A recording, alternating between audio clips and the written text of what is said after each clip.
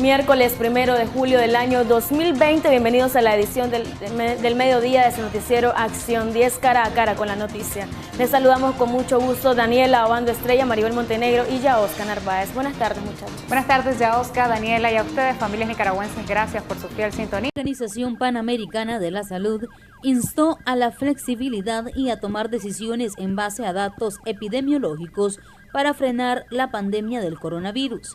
El organismo considera que de lo contrario la enfermedad podría dejar más de 400.000 muertos en 3 meses en Latinoamérica y el Caribe. La proyección de la OPS incluye a Estados Unidos, considerado como el país más afectado del mundo por el COVID-19, con una previsión de más de 175.000 muertos en los próximos 3 meses. Por su parte, el asesor médico de la Casa Blanca advirtió que Estados Unidos, en términos absolutos, con más de 2.600.000 contagios y más de 126.000 muertos, podría registrar 100.000 casos diarios si no toma medidas para frenar el virus. Según ha estimado la OPS, el pico de contagios se producirá en diferentes momentos. Chile y Colombia alcanzarán su punto máximo en los próximos 15 días. Mientras tanto, Argentina, Bolivia, Brasil y Perú se producirá en algún momento de agosto. En algunos países de Centroamérica y México será a mediados de agosto, aunque en Costa Rica se espera sea para octubre. El organismo ha insistido a los gobiernos en enfrentar la pandemia con datos de vigilancia epidemiológica cada vez más detallados y con flexibilidad ante la presencia de comunidades muy dependientes de la economía informal en la región. Este miércoles se ha informado que el fármaco Remdesivir, uno de los únicos tratamientos aprobados contra el coronavirus, fue adquirido por Estados Unidos casi en su totalidad para los próximos 3 meses, lo que deja sin opción a numerosos países que luchan contra la pandemia. El medicamento está patentado por un laboratorio, por lo que ningún otro puede ayudar al suministro sin su autorización. Según los estudios realizados, los pacientes con COVID-19 tratados con Remdesivir se restablecen en promedio 4 días antes que los otros enfermos. La decisión del gobierno estadounidense ha puesto en alarma a los países que esperan con ansias el desarrollo de las vacunas, ya que un acaparamiento similar dificultaría una distribución mundial, en caso de que Washington también consiga un acuerdo con el laboratorio que consiga la primera fórmula efectiva contra el coronavirus. Mientras tanto, el panorama del mercado laboral mundial en la segunda mitad de 2020 es altamente incierto y la previsión de recuperación no será suficiente para que el empleo vuelva a los niveles previos a la pandemia este año. Así dijo la Organización Internacional del Trabajo en un informe sobre las expectativas del empleo a nivel global. Según los cálculos del organismo, debido al freno de la economía generado por las diferentes medidas de distanciamiento social aplicadas en todo el mundo, se perdieron el equivalente a 400 millones de empleos en el segundo trimestre del año. Mariecer Ordóñez, Acción 10. Veíamos en pantalla los datos brindados por la OPS respecto al coronavirus que podría dejar en tan solo 3 meses 400.000 muertos. Continuando con más noticias, representantes de la cooperativa Fenicotaxi se muestran alarmados por la muerte de al menos 10 taxistas a causa del coronavirus. Ellos han perdido la vida en la función de sus labores. También reportan más de 60 contagios, cifras que evidencian que el sector selectivo está siendo abatido por la pandemia. A esto se suman las pocas ventas de combustible y de insumos. Los detalles con José Abraham Sánchez. El sector selectivo ha incrementado el número de afectados y muertos por la pandemia del coronavirus. Para muestra, la cooperativa Fenicotaxi, con más de 2.000 afiliados, da a conocer sus cifras. Anteriormente teníamos 40 casos que habíamos conocido nosotros de personas afectadas, pero ahorita ya conocemos de 60 compañeros afectados. De esos 60 afectados tenemos información que han habido 10 fallecidos, ¿verdad? Por los síntomas pues, del COVID. Es decir, no hay ningún documento que certifique que es por esa razón, pero efectivamente por los síntomas que presentaron, ¿verdad? Y la forma en que fue tratado la sepultura de los compañeros nos indica que fue por esa situación. Han habido 6 compañeros que fueron internados. Ya los 6 están fuera, pues bien, están en buen estado. También ha bajado la venta de combustibles y repuestos. La disminución de usuarios que tenemos actualmente supera ya el 50%. Y eso lo podemos nosotros valorar efectivamente al ver, ¿verdad?, la cantidad de compañeros que vienen a echar combustible, la disminución, el impacto que hemos tenido nosotros en reducción de consumo de combustible ya anda por el 30%, y en lo que es repuesto y otros productos andan arriba del 40%. Entonces el impacto es bastante fuerte, porque a eso le tenés que sumar que ha habido un incremento en el precio de los combustibles en el último mes y medio. Se suma el fenómeno social, invasión de mototaxis en la capital y la inoperancia del ente regulador. Las autoridades del IRTRAM, en el caso de Managua, y de las alcaldías en los departamentos siguen sin ejercer su control, y hay una libertad extrema, pues, ¿verdad?, a las unidades estas de mototaxi que lamentablemente ya andan por toda la capital, ¿verdad?, cuando ellos están circunscritos, pues, a funcionar fuera del casco urbano. Además del nivel de riesgo que implica que una unidad de ese tipo ande circulando por las pistas principales, la afectación directa al sector, que también lamentablemente no vemos, pues, de parte de las autoridades reguladoras, tanto en la alcaldía, en los departamentos y el IRTRAM en Managua, un deseo de controlar esto, pero por el contrario sí sigue habiendo una especie de cacería, que es lo que siente el sector, porque eso es lo que manifiestan los compañeros taxistas cuando no se les permite a ellos laborar en lugares donde son fuentes, ¿verdad?, de pasajeros. Se estima que a nivel nacional operan 25.000 taxis. Un 90% de estos no se sabe cómo están afectados por la pandemia del coronavirus. Con cámara de Ronald Reyes, José Abraham Sánchez, Acción 10. Continuando con más noticias, junio cerró con datos poco alentadores en el combate del COVID-19 en Costa Rica. Este pasado martes fue el día con más casos nuevos confirmados, al tiempo que se registró la muerte número 16 por el coronavirus. Kenneth José Rojas, del canal aliado Repretel, nos informa desde ese país.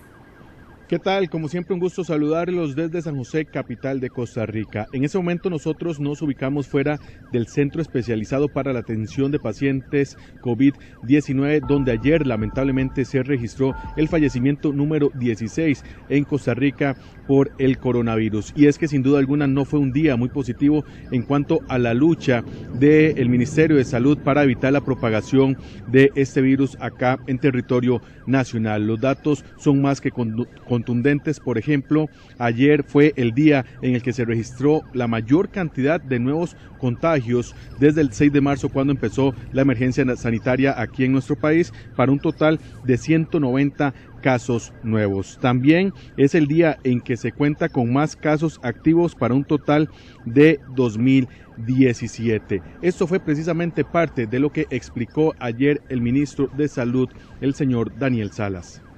Y a pesar de que teníamos hallazgos preliminares que nos mostraban una sospecha de que podía haber una transmisión amplificada, en realidad, pues después de este muestreo, en donde se justamente seleccionaron personas de forma aleatoria, 4.5% resultan positivas. Y nosotros en realidad, para hablar de una transmisión comunitaria, lo que se espera es que haya 10%, más de 10%, ¿verdad? Puede llegar 15%. Estaremos pendientes, por supuesto, del nuevo informe que el Ministerio de Salud entregará hoy miércoles. Y por supuesto, hay que rescatar la parte positiva en cuanto a esta situación de COVID-19 en nuestro país, y es que en Pavas, un distrito muy poblado y cercano a la capital, se descartó que existiera en este momento contagio comunitario, gracias a un testeo masivo que se realizó a casi 2.000 personas en esta comunidad acá en la capital de nuestro país. Continuando con más noticias, con pruebas en mano, familiares de presos políticos originarios de la isla de Ometepe denuncian en CPDH que no se les brinda información sobre los reos y no reciben atención médica por parte de las autoridades del penitenciario. Más detalles con José Abraham Sánchez. Las abundantes pruebas demuestran el uso irracional de armas letales utilizadas por la Policía Nacional para reprimir a pobladores de la isla de Ometepe el pasado 19 de abril. También presentaron mediante fotografías las graves lesiones a los jóvenes Angel Joel López Mora y Yubran Abel Mora Romero, impactados de balas en sus miembros inferiores por agentes policiales, pero de víctima pasaron a ser victimarios, acusados de lesiones y secuestro a un policía el día de los hechos. Podemos ver la magnitud irracional de la actuación policial al hacer uso de excesivo e irracional uso de fuerza letal, cartuchos de escopeta, disparos de AK-47, bombas lacrimógenas, proyectiles no percutidos y un sinnúmero de evidencia que la vamos a demostrar en juicio oral y pública. Fueron 3 detonaciones las que hubieron primero y yo me quedé, o sea, ¿por qué? Eso era bala, no era ninguna bombeta ni nada. Entonces cuando me llaman, mira, Paulina, me dice uno de los muchachos, se llevaron a Angel grave para el hospital. ¿Por qué? Le digo yo. Los policías lo balearon, dice. Por eso el pueblo está indignado, porque le trajeron a unos muchachos inocentes sin haber tenido problemas con nadie y injustamente los balearon a ellos.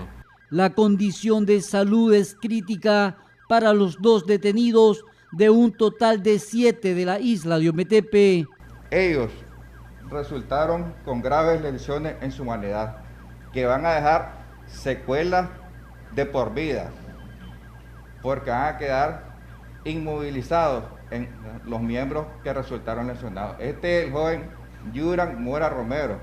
Pueden ver la lesión de gran magnitud que presenta en su extremidad inferior. Este es el joven Yuran Romero cuando estaba sanamente, y la misma alcaldía ha expresado que estos jóvenes son personas deportistas, trabajadoras. Y el otro joven, Angel José López Mora, aquí presente en esta foto, también resultó lesionado por disparos de arma de fuego. Estos disparos fueron también en su extremidad inferior izquierda, producto de lo cual esto también le dejará secuelas permanentes en su integridad física. En materia de derechos humanos, el uso letal de armas de guerra está prohibido internacionalmente para controlar o dispersar actividades políticas o manifestantes. Con cámara de Ronald Reyes, José Fran Sánchez, Acción 10. Este martes se presentó el libro El cambio azul y blanco, dejando atrás el régimen de Ortega, escrito por 8 especialistas de distintas áreas de la sociedad civil. Con este texto se pretende proponer las salidas democráticas a las crisis políticas y sociales del país. El texto El cambio azul y blanco, dejando atrás el régimen de Ortega, aborda las salidas en materias de derechos humanos, político, un análisis sobre seguridad y los movimientos autoconvocados del 2018, así como la importancia del respeto a la libertad de expresión. Elvira Cuadra, experta en seguridad y coautora del libro Cambio azul y blanco, expresó que en un nuevo orden democrático se deben hacer cambios en el andamiaje de la represión en que se ha institucionalizado en Nicaragua. En esa Nicaragua que está por construirse y por reconstruirse, ese es uno de los cambios más importantes a realizar.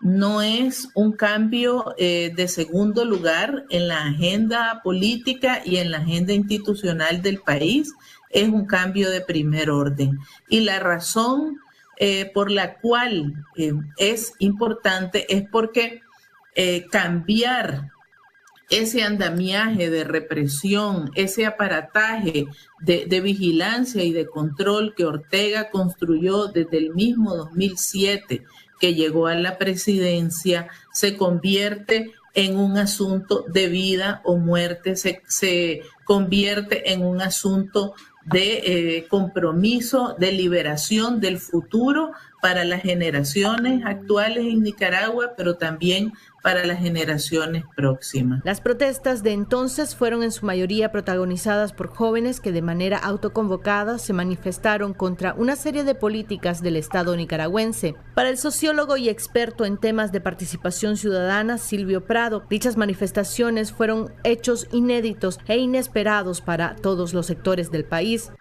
Entonces, esta amplitud que confluyó en la revuelta, le dio otra de las señas de identidad al movimiento gracias a esta marejada que se produjo, que es lo que llamo yo un totum revolutum, es decir, un revoltijo que no se imaginaba en una Nicaragua que había sido tradicionalmente dominada por partidos y por entidades de clase, por la división campo-ciudad, por la cuestión generacional y la cuestión de género e incluso la cuestión étnica.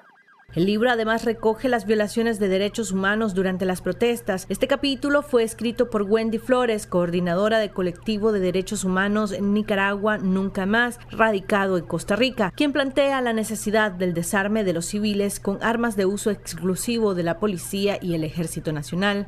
Uno de los primordiales que necesitamos es el desarme de las fuerzas paraestatales que hay en Nicaragua en la actualidad, que siguen intimidando a la población, que siguen amenazando, que siguen agrediendo y que siguen causando terror en nuestro país. También, por ejemplo, el hecho de que se depure la institución policial de todos estos funcionarios que ejercieron y que fueron parte de esta represión y que siguen en la actualidad sin ningún tipo de sanción. Que se depure también el sistema judicial que actualmente está en nuestro país y que no ha tenido la independencia para poder frenar todos estos abusos de poder que hay. La salida, expresa José Antonio Peraza, politólogo nicaragüense y coautor del libro, es la reforma electoral para alcanzar unas elecciones libres y recuperar la democracia. Recuperar la confianza en el juez electoral que está totalmente perdida. Eso implica transformaciones en el Consejo Supremo, en los órganos electorales y en las juntas receptoras. O sea, reformar todo el poder electoral. 2, devolverle a la ciudadanía y a los partidos políticos la transparencia y la confianza en el proceso electoral que está totalmente perdida.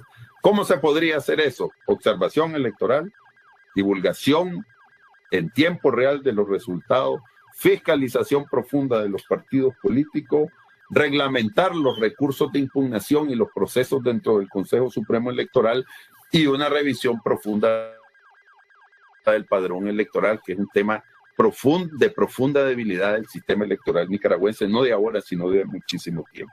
El texto pretende dar las pistas sobre los pasos que la oposición nicaragüense debe perseguir y retomar en una especie de plan de nación. Michelle Polanco Alvarado, Acción 10. Janet González nos informa que debido a las fuertes lluvias, el caudal del río de Paiguas aumentó y colapsó uno de los puentes principales de la zona, impidiendo el paso de los pobladores.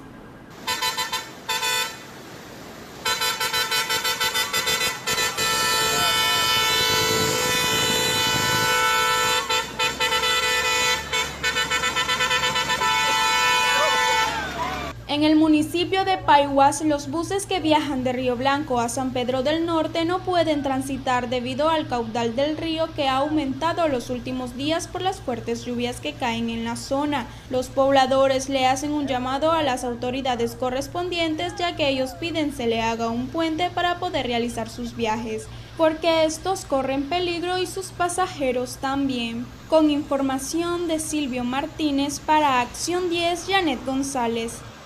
Con esta información hacemos pausa comercial y al regresar más noticias. Continuamos con más de Acción 10. El economista Luis Murillo analiza qué es la cenicienta del país, pese a que ha sido sacudida por la reforma tributaria del gobierno antes de abril del año 2018. Detalles en el siguiente reporte con José Abraham Sánchez. Hubo una vez una Nicaragua que fue el granero de Centroamérica. Esto pareciera ser el simple texto de un cuento, pero es la realidad. El sector agropecuario y campesino del país, después del régimen de los Somozas, es ahora la cenicienta.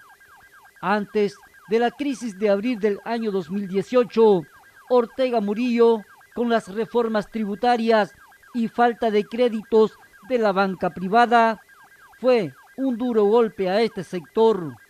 Pero irónicamente, en medio de la pandemia del COVID-19, es donde ahora descansa nuestra trastornada economía, según el economista Luis Murillo. Además, lo que nos está salvando un poco es de que la economía nicaragüense tiene un componente agrícola bastante fuerte y mal que bien los pequeños productores están abasteciendo el mercado a pesar de que la ganancia se la llevan los intermediarios. Un problema fundamental que nosotros tenemos son los déficits gemelos, los déficits internos y el déficit externo. A nivel interno se tuvieron que impulsar dos reformas, la reforma tributaria y la reforma de seguridad social, ante lo cual no hay recursos a nivel interno. Y a nivel internacional, como no hay un plan, no estamos accediendo a los recursos internacionales para poder enfrentar esta pandemia. Prácticamente nosotros estamos en el curso, ¿verdad?, de quedar excluidos económicamente porque no hemos enfrentado de manera responsable la pandemia y además tenemos una crisis sociopolítica a partir del año 2018. Las remesas era otro rubro que generó en el país en el año 2019 $383.8 millones, pero el año 2021 se espera la reducción de hasta un 15%. El curso de la economía no va muy bien, ya estamos a un tercer año consecutivo en una recesión económica. Posiblemente este año no cerremos con mínimo un 6-7% negativo del Producto Interno Bruto, un nivel de remesas familiares que va a disminuir entre el 15 y el 18%, un nivel de desempleo abierto que al menos va a ser el 12%. Todo se debe a que miles de nicaragüenses en el extranjero perdieron sus trabajos producto a la pandemia del coronavirus. Con cámara de Ronald Reyes, José Abraham Sánchez, Acción. La combinación de la onda tropical número 11 y el polvo del desierto de Sahara fue lo que ocasionó los fuertes vientos percibidos en varios departamentos del país, según el monitoreo del Centro Humboldt. Los vientos dejaron casas sin techos y árboles colapsados en algunos sitios. Veamos los detalles en el siguiente reporte. ¿Qué va a hacer? Aquí ya empezó la lluvia con viento.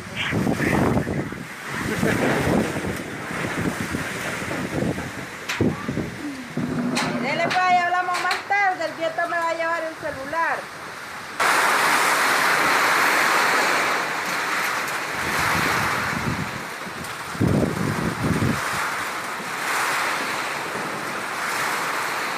Fuertes vientos provocan severos daños en viviendas en el municipio de Ciudad Sandino. Un árbol colapsó, destruyendo el cerco vecinal elaborado de zinc, mientras que en el municipio de San Lorenzo, en el departamento de Boaco, una casa quedó sin su techo por las fuertes ráfagas. Según el agrometeorólogo del Centro Humboldt, Agustín Moreira, este fenómeno natural ocurrió debido al polvo del Sahara y la onda tropical número 11 que se desplaza por el territorio nicaragüense. En relación a los vientos que han acontecido el día de hoy en la zona de Managua, el Caribe y la zona del área de noroccidente, se debió a que se combinó la pasada de la onda tropical número 11, combinada con lo que es el polvo del Sahara. Los vientos alisios son bastante fuertes y generaron estas condiciones de polvo que pasaron. El experto en temas climáticos argumentó que las posibilidades de lluvias son mínimas para estos días, todo lo contrario para el fin de semana. No hay condiciones ni para el día de hoy, martes, ni mañana, miércoles. Hasta el día jueves, con el paso de la onda tropical número 12, que estará arribando y estará afectando el día jueves, viernes y día sábado, y la onda tropical número 13 para el día domingo, que también tendremos de afectación. Xochitl Mendoza, Acción 10. Indígenas de la comunidad Caraguala claman por ayuda humanitaria al declararse en emergencia sanitaria por no tener cómo enfrentar el coronavirus. Detalles en el siguiente reporte.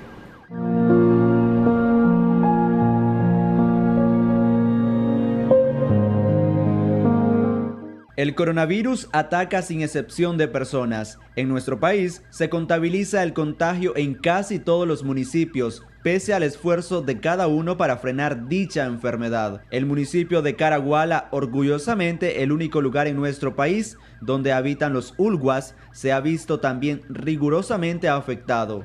Desde el pasado 22 de mayo realizan una autocuarentena como medida de prevención debido a que ya han fallecido varios habitantes de la zona. La prudencia de estos hermanos caragualeros los ha llevado a presentar crudos momentos y ante ello solicitan ayuda. Ahorita tenemos problema del virus. Esta enfermedad está atacando fuertemente en la comunidad de Caraguala. Y ahorita la gente no tiene nada. Alimentos, máscara, clorox, cosas para poner en el mano, no tenemos nada. El pueblo está pobre y no hay nadie para resolver este problema. Con un aproximado de 400 familias, esta área de Nicaragua está solicitando de la hermandad de los compatriotas frente a la pandemia que arrasa sin piedad, al ser una comunidad severamente afectada por la situación económica y lejana, como ejemplificar el hecho que atraviesan ríos para llegar a sus casas. Mascarillas, kit de limpiezas, alimentos o bien ayuda financiera son parte de sus necesidades. Si usted quiere extender su ayuda a los Ulguas, Canal 10 estará con las puertas abiertas para recibir su ayuda. Dictamos dirección: de la mansión Teodolinda 2 cuadras abajo, Bolonia. Auxiliemos a este orgullo nicaragüense y así continúe preservándose estas culturas. Christopher Guevara, Acción 10. Al regresar de esa pausa comercial, más noticias para usted. Gracias por continuar con nosotros. Gobierno de Daniel Ortega es nuevamente malpunteado por la opinión pública nicaragüense cuando se refiere a la actual pandemia. Más detalles, Juan Pedro Hidalgo. El país va por la dirección equivocada.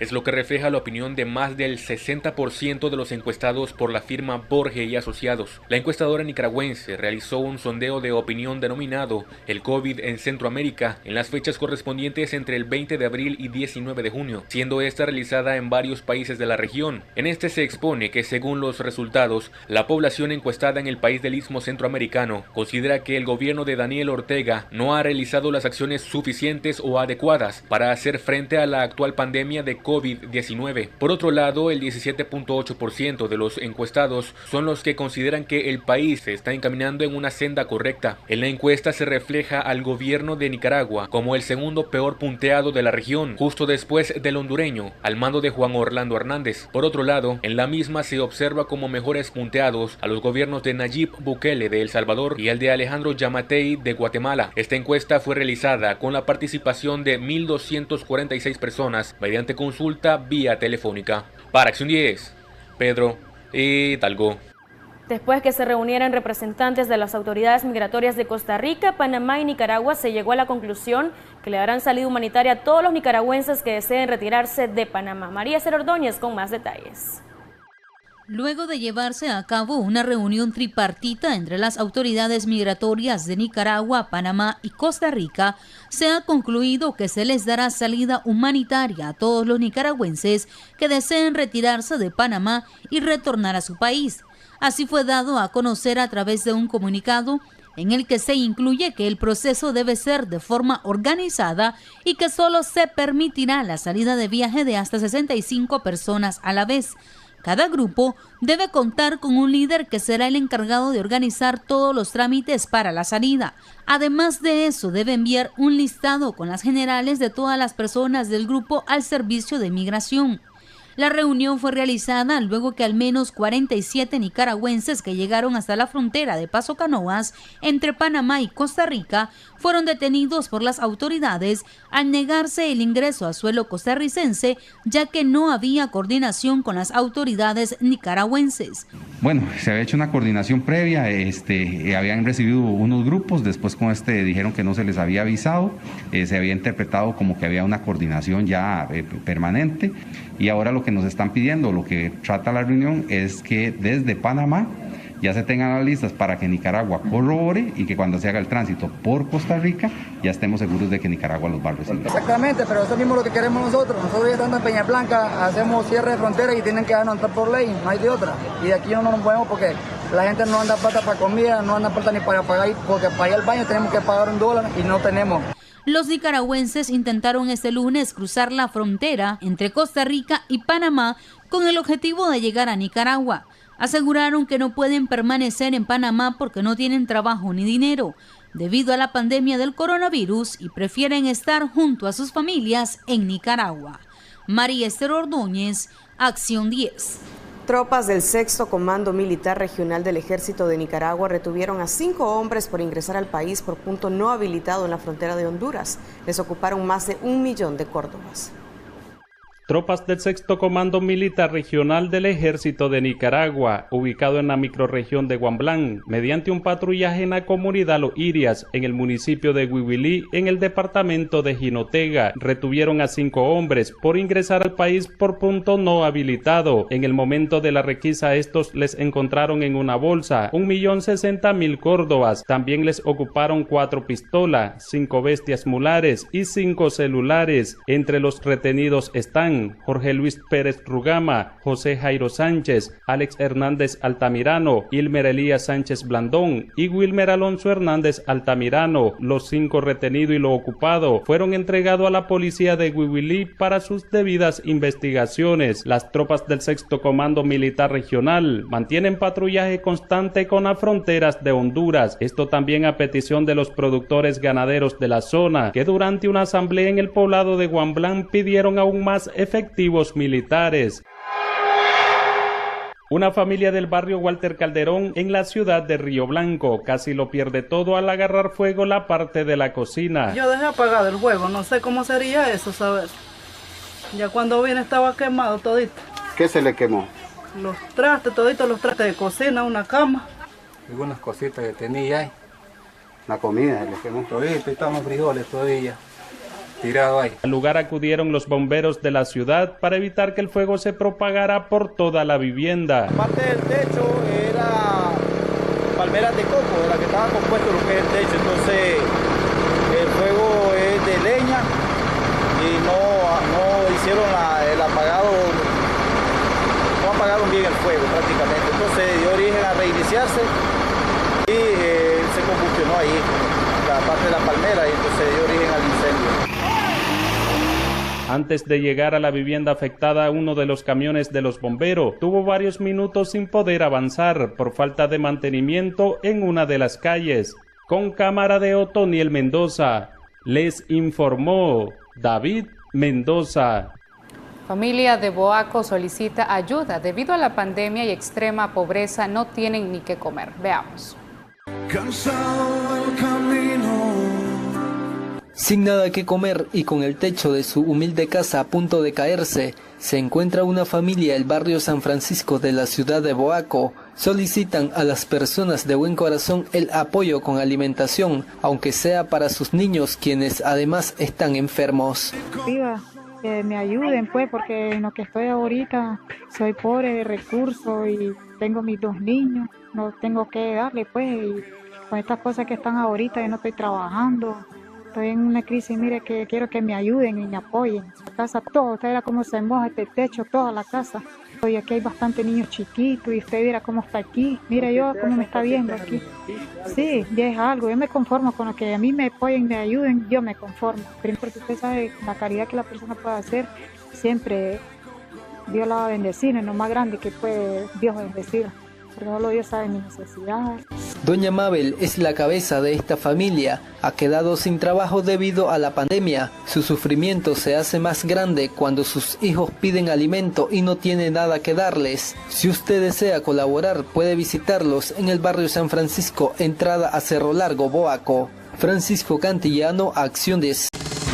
Gracias por continuar con nosotros. Antes de finalizar, felicitamos de manera muy especial a la señora Paulita Celedón. Le saludan sus hijos, hijas, nietos que la quieren mucho. Muchas bendiciones. Así finalizamos esta edición. Buenas tardes. Esto fue Acción 10, cara a cara con la noticia.